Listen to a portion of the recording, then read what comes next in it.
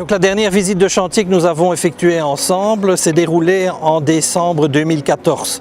Elle coïncidait avec la pose de la dalle du rez-de-chaussée. Le gros œuvre des 3 étages enterrés ou semi-enterrés était donc terminé, nous amenant au niveau moyen du boulevard du Triomphe.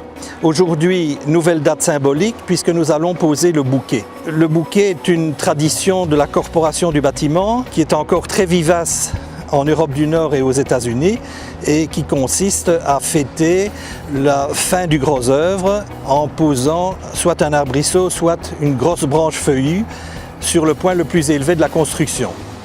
C'est l'occasion pour le propriétaire de remercier tous les ouvriers et de leur offrir à boire.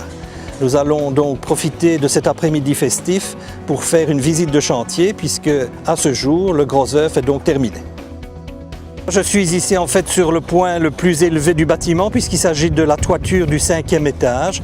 Donc sur cette toiture sont positionnés bien sûr des groupes et le puits de lumière qui va alimenter l'atrium.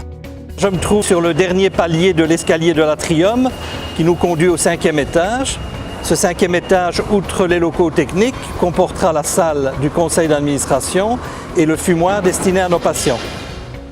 Nous sommes ici au niveau d'une unité de soins. Donc, je vous rappelle qu'il y a 3 étages d'unités de soins qui ont la forme d'un double H ou d'un hashtag. Il y a donc 8 pieds, si je puis dire, qui représentent chacune une unité de soins. Donc 8 unités par plateau, 3 plateaux, donc 24 unités de soins. Nous avions promis aux infirmières de leur amener la lumière jusque dans leurs locaux de travail. Donc je suis ici, il manque évidemment un mur, mais je suis dans ce qui sera leur salle de soins, préparation médicaments.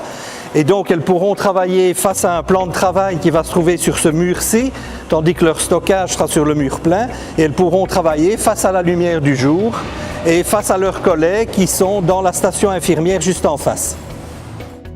Nous avions, comme pour les infirmières dans les unités de soins, promis d'amener la lumière au plus profond des unités techniques en radiologie, en consultation. Et donc voici ce puits de lumière de 25 mètres de diamètre. Les façades que nous apercevons de part et d'autre sont donc les façades des 3 étages d'unités de soins.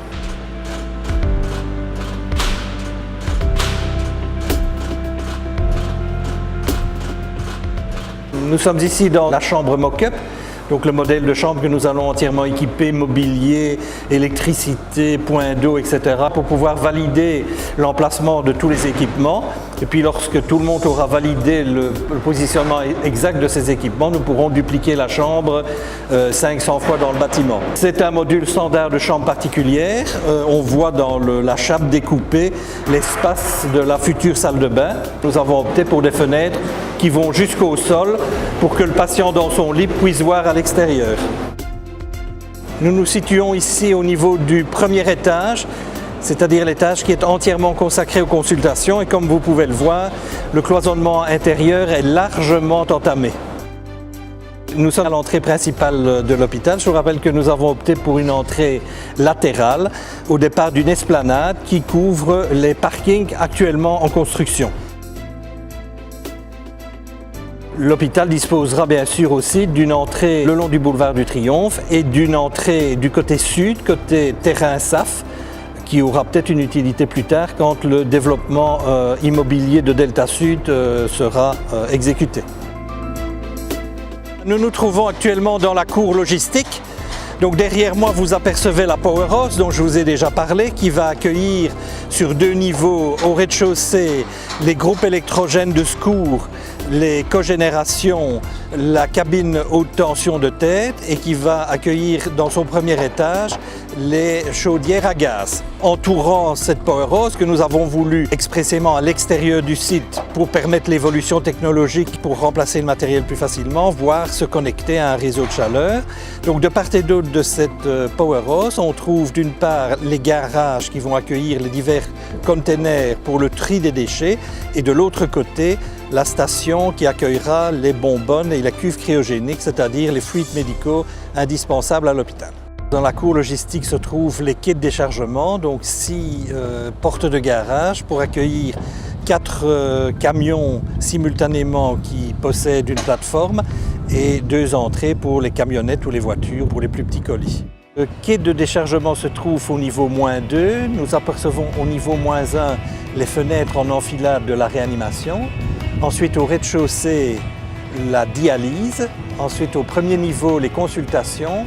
Au second niveau, le bloc accouchement. Ici, nous apercevons les 2 bunkers de la radiothérapie que nous avons aussi volontairement situés à l'extérieur du bâtiment pour un accès facile au matériel hyper lourd. Et comme vous le voyez, les 2 bunkers sont positionnés de manière à pouvoir réaliser un 3e bunker entre les deux si le service de radiothérapie devait prendre de l'expansion. Nous arrivons dans la réanimation, l'unité de soins intensifs, qui est donc en façade est.